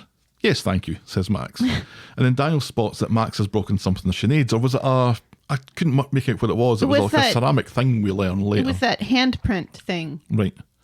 And this seems to get Max going, oh, sorry, I didn't really mean to do that. That was an accident. You've trashed the entire flat and something of sentimental value has got broken. It wasn't an accident. Right. I think that was Max in hindsight saying, oh my God, this was a bridge too far, this bit, because he recognizes Sinead is dead, and this was... This is one of the last things of Sinead's that I've got, says Daniel. And then Max reminds Daniel that he was poking Bethany quick enough after Sinead died. Daniel goes for Max, pushes him a bit, and then Max trips over the conveniently placed man bag and tumbles down the stairs. Not again, says Daniel. But this time Daniel phones an ambulance. They get him to check his breathing, and it looks a bit like Max is dead at the bottom of the stairs, though. Right. But he's not, he's fine, he's alive, and he's loaded into an ambulance. And Daniel explains to the police, and then David, who turned up, that he caught Max trashing the flat, and then heard him clatter down the stairs, insisting that he didn't see what happened. And you're like, oh, you're not telling the truth, are you, Daniel? Which, it was an accident. He didn't he pushed him, but he didn't mean to push him down the stairs. If the bag wasn't there, he wouldn't have fallen down the stairs. Yeah, but he still lies, though. Right, and that's what I'm saying. He's lying when he doesn't have to. Back in the flat, Daniel explains how he saw Max coming out of the bedroom, told him to leave, escorted him to the door. Escorted is doing a lot of heavy lifting there. Yes. Closed the door and then heard him tumble. The police head off to get Max's side, and Daisy comes up to see if he's okay. He's not okay. No. At the hospital, Max is off for a scan and has at least started talking, though. David and Shona piece it together that Max trashed Daniel's flat as revenge for spilling the beans on David's rape. Daniel explains how he thought Max might have been dead. Daisy thinks Max is tough. Daniel wishes that he hadn't left his man bag at the top of the stairs. It was an accident, assures Daisy. David and Shona go to see Max. David asks if Max can remember what happened, but he doesn't get an answer. And later, Lydia comes in just as Daisy's leaving. It gets to the point where Lydia must be wondering, when was the last time I walked into a room and Daisy wasn't there? Right. And as Daniel is explaining about his terrible day, the cops come in wanting to question Daniel on suspicion of assault. I didn't touch him, says Daniel. Your arse, says the copper. So on Wednesday, Daniel's in the police station with Adam, and he's been interviewed. He gives a very selective account of events, insisting again that he didn't push Max down the stairs. Adam points out that Max has a history of antagonising Daniel. And assaulting him. Let's remember, he punched him in the face. That's right. The copper asks about Daniel's appetite for justice if the CPS decide to press charges here. So Adam gets home, it's Sarah's birthday today, and we get to see their fancy apartment. It's very dark. It's black and gold. It looks like a hotel foyer. That's what it made me think of, or a fancy hotel room. I've never been into a black and gold foyer, I don't think. No, you've never been to the fanciest hotels in the world then. I guess not. Sarah isn't impressed by the bistro for her birthday tea, and she's even less impressed to learn that her present is a double oven. That's your fault, though. Sarah thinks it's a joke until she doesn't, and she stomps out in a huff. It's my fault that Sarah's getting a double oven. No, it's your fault that I haven't been in the fanciest hotels in the world, because you're the one who books our hotel room. Yep, under $100, please. It was nice to see the flat, though. It was nice to see that they have a place to live. It doesn't look like it's been lived in, though. That's the strange thing about it. It does look like a flat Adam would have, though. You think? Yeah. All the black and the gold. It's got a very Scottish feel. You think? Fair enough.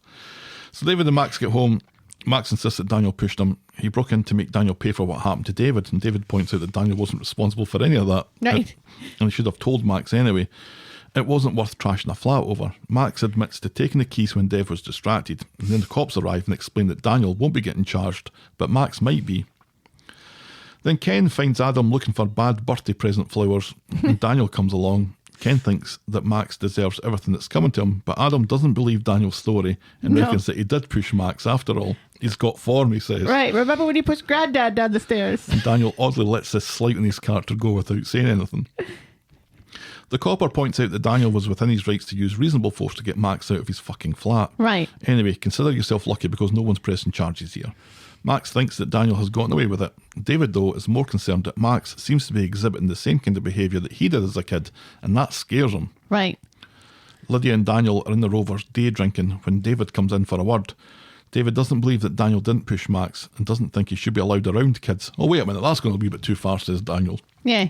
Lydia tells David to leave. So Lydia goes to work and asks for some time off immediately so she can go and do some kintsugi with Daniel's broken plate thing. Right. The use of Japanese techniques to mend things and celebrate imperfections is enough to convince Carla to give her the afternoon off. Yes. And Carla pretends not to know what kintsugi is. Mm-hmm. And It's when a Death Cab for Cutie album. And when Lydia doesn't understand that it's a joke, Carla gets offended that Lydia thinks she's that dumb. I don't think it's a common thing, you know. No, I don't think so either, which is why I was It's not like origami. Why I was a little surprised that Carla was like, of course I know what that is. I didn't know what it was until the Death Cab for Cutie album. I really didn't. Back at the flat, Daisy appears to check on Daniel, but he's not in the mood for her shite and accuses her of being obsessed with him and being fake. Not this again. The two of them slag each other off. Daniel hates how she's obsessed with her looks. Meanwhile, they're getting closer and closer together. Daisy hates how he quotes books to make people feel bad, and she worries if it's a little Daniel deficiency. Little Daniel with capital letters. So, of course, they end up winching, Yes. just as Lydia comes in. Yes. Lydia seems to be getting sick of Daisy always being there, so Daisy quickly leaves. And Lydia has arranged for the thing to be kintsugi'd all better, and Daniel And pretends she's to be paying happy for about it. Right. It's very nice of her. Can we talk, he says, and she works out what's going on. She's about to be dumped. As he's constantly wiping his mouth. It's like, how much saliva could have come out of Daisy's mouth in those, 2 seconds? Is she a slobberer? He's constantly wiping his mouth throughout this whole scene. It was very distracting. She asks for him to be honest, so yes, he can't see a future with her. And he was kissing Daisy, and he still has feelings for Daisy. She calls him a lousy lay, and then leaves. Later, after chatting with Carla, Sarah decides that her fancy new oven isn't such a bad present after all, and the bistro for dinner just proves that Adam was thinking about Harry, because their reservations for 4:30 or something like that. Right, and includes Harry. Daniel is called in to see Crawshaw, and long story short, they believe him, have his back against Max, and want to make him a permanent teacher. See, I wouldn't. No, there's far too many red flags here. Yeah, even if Back he's, to back red flags. Right, even if he has been found innocent, it feels like maybe he should be teaching kids that he doesn't live right next door to. Yeah. Crawshaw then tries to explain this to David over the phone. David is a more difficult audience and gives her pelters. After Shona decides to find the fact that Max didn't technically break into Daniel's an important detail to mention, which I'm not sure why that was important. It's not. Crawshaw's hilarious though when she says, "I wish you would have told me that I was on speakerphone when." Daniel gets home to relieve Ken from babysitting duties. Daniel explains the outcome of his meeting, which gives Ken an opportunity to tell Daniel that he's very proud of his son. Aw. Adam walks round the corner to find a pished Lydia falling out of the Rovers. He seems genuine when he checks to see how she is and offers to get her a taxi, but she's nasty and blames him for poisoning the waters with Daniel, who has now dumped her. So Adam is late getting to the bistro and has to endure some low-level passive aggression from Sarah in leather trousers. Adam explains his encounter with Lydia, which gets Sarah's attention. Also, Bethany will be FaceTiming her later. Happy birthday. Happy birthday indeed. So Daisy heads back to Daniel's for some more. She heard about Lydia via Carla, Jenny and her thigh bone. She tries to do a sad face. Daniel explains about his job offer. Yay, says Daisy. Daniel explains that he really did push Max, and this knocks Daisy for 6, and she leaves, not telling Daniel exactly what she thinks and where he now stands. Right. Should give him enough to go on, though. The fact that she just abruptly leaves and her face falls completely. And that's how we end this week's episodes. Yes. Yeah, she clearly has, despite the fact that some of the things that Daniel says to her Are really horrible. is ridiculous. Yeah. It's like, oh, you're obsessed with me and you're obsessed with yourself and you're always doing things to get things and stuff. It's all the same stuff over and over again that he says to her for no Asking reason. for Instagram-friendly food. It's not clever. Fuck off, Daniel. Right. Prick. Seriously. But yeah, she's not happy because she has put him on a pedestal She really has. and she chose to believe him when nobody else was believing him. And Correct. she's fought his corner left Right. and right. And albeit because she still fancies him, but that's she's made it very clear to everybody where she stands with him as Right. he's trustworthy and he's a good guy. And he's very kind. And here he is admitting that he did push the little brat down the stairs. Well, he pushed the little brat. He didn't push him down the stairs. He pushed him at the top of the stairs and he fell downstairs. Cause and effect much? He wouldn't have fallen if that bag Can't wasn't say there. that. You can't say that He for sure. wouldn't. You can't say that for sure. Because it was the momentum of tripping and falling. Because if he had, Also, he was tripping and falling already before he hit the bag. No, it was a momentum of tripping and falling over the bag that caused him to topple down the None stairs. of this matters. He pushed him whilst at the top of the stairs. He fell downstairs. He's no. responsible for Max falling down the stairs. There's like a little area there at the top of the stairs, which reasonably, if he just pushed him out the door, he shouldn't have fallen down the stairs. Max was already leaving. There was no need to push him. There was no need to push him. Max was leaving. He pushed him. Was he leaving? It He feels fell down like the stairs. Daniel kind of No, because he pushed pushed him his out the door. back. He pushed his back at the top of the stairs. He's responsible for Max falling down the stairs. Well, yes, Without a doubt. but it was not his intent for him to fall down the stairs. Big deal. And at least he called the police and an ambulance. Right. Which, So he's getting better. let's admit, it's a low bar. Maybe next time he just won't. But the majority push of the somebody down the stairs but at the all. majority of the street would not pass that low bar. Right. Emma wouldn't pass that low bar. Yeah, he kind of did the right thing after doing the wrong thing. And he's Right. kind of done the right thing, I guess, by telling Daisy, but And then did the wrong thing again, because if he had been honest, if he had said, look, the kid was in my flat, I was angry, I pushed him, he tripped over my bag and fell down the stairs, nobody would blame him for that, because as the police say, he's allowed to use reasonable force. Yeah. And I think the force was reasonable. Yeah. He didn't punch him. He didn't No. throw him. And he didn't push him that hard. He's still responsible for it. Right. But Criminally he's lied. responsible, probably not. But, lying about it makes him criminally responsible now. Probably. But yeah, so Daisy seems to be taking this quite hard, Yeah. I don't blame her. which is, this relationship has been doomed so many times. It's a good one, I though. hope, is it? There's more chemistry there than between Craig and Faye. We've And said this before. There's more chemistry between this bookmark and this can of. And I do Canada kind of like the whole Hepburn Tracy thing they've got going on. The whole slagging each other off and then winching their faces I off. hate that. That's such an old trope. That's Well- a trope from Dynasty and Dallas. That's why I said Spencer Tracy and Katharine Hepburn. Doesn't which make is it a even, new trope. No, that's why. So you're agreeing with me? Good. It's an old trope. By saying Tracy and Hepburn, that's saying that it's a very old trope, don't you think? It is an old trope. Because We that's don't need older it. than Dallas and Dynasty. We don't need it. Yeah, but it's a good comedic trope. I think I if don't they think it's meant to be funny. Yeah, I think there have been times it's been meant to be funny. I think it's still kind of meant to be funny in kind of a tragic storyline, which it is now. If they had just kept it a comedic storyline without all of the pushing down of the stairs and stuff, Yeah. I think it would be better. I think I would enjoy it more. But Yeah. I do kind of enjoy the two of I enjoy the two of them together. I do not. You just don't like Daisy. I don't or like. Daniel. I don't like either of them. No. So they're well matched. There's a couple that I don't like. I actually like Daisy more than I did. Yeah. Daniel doesn't do anything to win me over. No. This week. No. I don't know if there is anything that he could do that would win me over. Probably not. Not at this point. It's No. been far too long. Yeah. It's like Chesney. Chesney is irredeemable. Right.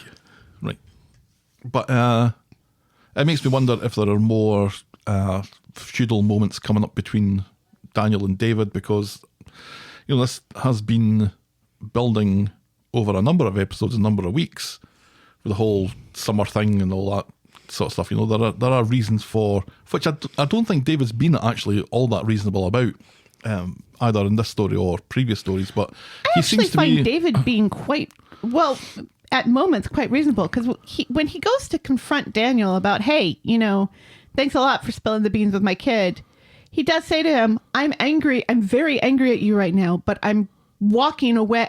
Yeah, And I'm not going to hit you. that was reasonable. Yes, That's very reasonable, because it was the right thing to do to express to Daniel how angry he is about this, that this was not okay. right. Of course, Daniel immediately kind of washes over that with how Max seems to be okay with it.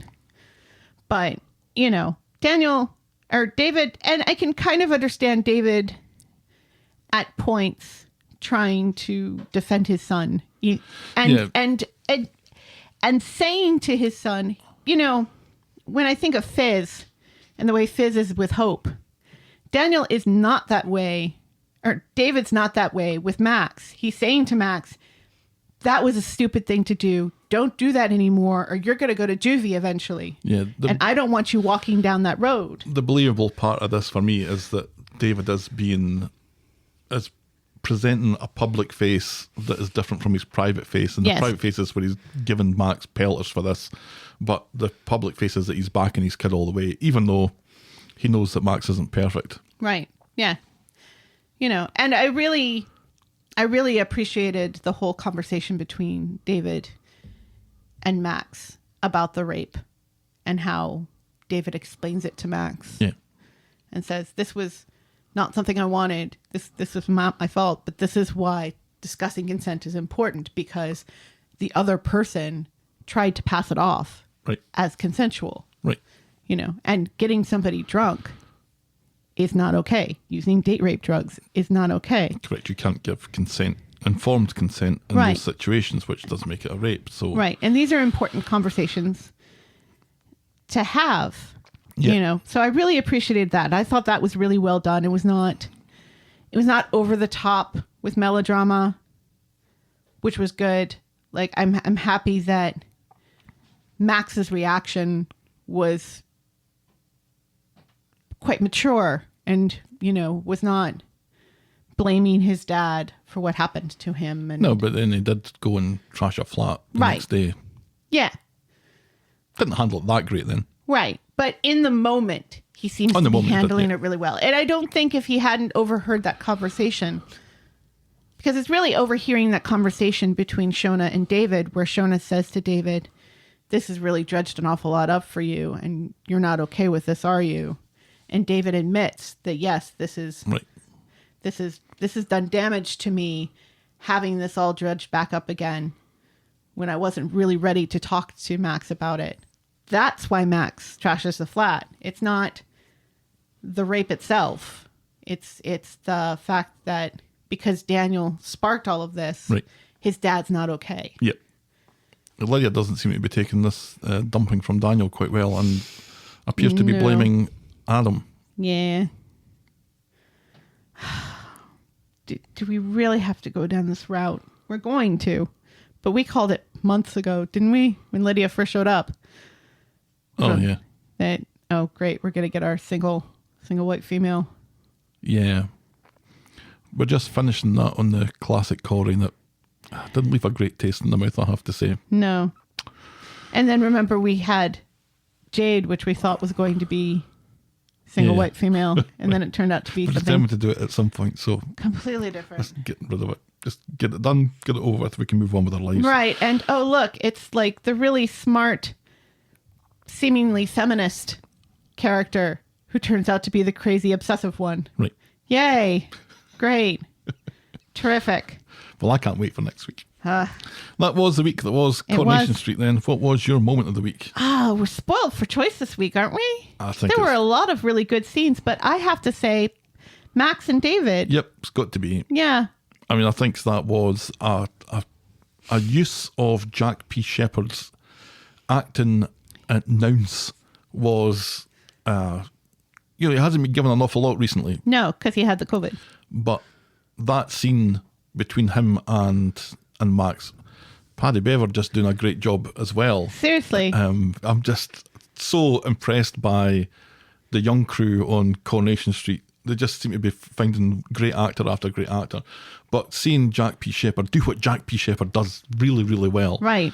That kind of emotional scene where there are bits of there's a mixture of emotions going on there that he does really, really well. He's trying to downplay it, he's trying to be funny, but he's telling a really serious fact, and the way that the tears kind of build up in both their eyes. Yeah. Oofed. Yeah, that was goosebump stuff. I was really, really impressed by both. So good. I think without I'm so mad at BritBox that I almost missed it. I know, you would have. Because they flipped the part 1 and part 2 this week. Yeah, I'm glad you said something, because that was, you need to see this scene. You really do need to see the scene. If you're going to sit down and watch like 95% of Coronation Street, the 5% that you don't see Yeah. is arguably the best. Yes, absolutely. That is our Moment of the week. Moment of the week. your boring moment of the week. I hate to say it, but probably Daniel and Lydia arguing about Mary Wollstonecraft. I can't really think of anything else that was worse than that. Or more boring than that. It's either that or Some of the Tim's mum stuff was kind of boring though. Adam highlighting all the perks of Glasgow.